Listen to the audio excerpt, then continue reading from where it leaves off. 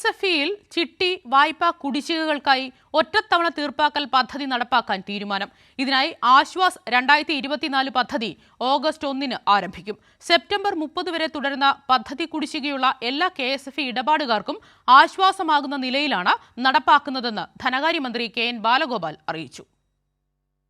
KSFE ചിട്ടിയുടെ കുടിശ്ശിക ആരംഭിച്ച വർഷത്തെ അടിസ്ഥാനമാക്കി കുടിശ്ശികയുടെ പലിശയിലും വായ്പാ കുടിശ്ശികയുടെ പിഴപ്പലിശയിലും ഇളവ് നൽകുന്നതാണ് ആശ്വാസ് 2024 പദ്ധതി.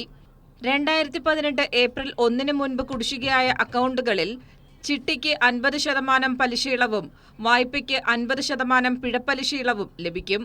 2018 ഏപ്രിൽ 1 മുതൽ 2020 മാർച്ച് 31 വരെയുള്ള കുടിശ്ശികകൾക്ക് 45% ഇളവ്.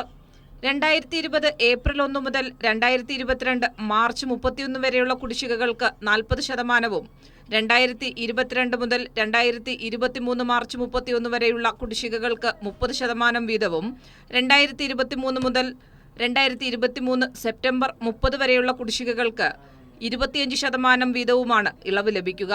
ഭവന വായ്പ, ചിട്ടി എന്നിവ ഒഴികെയുള്ള അക്കൗണ്ടുകളിൽ മുതലിന് തുല്യമായ തുക പലിശയായി ഒടുക്കി അക്കൗണ്ട് തീർപ്പാക്കാനാകും.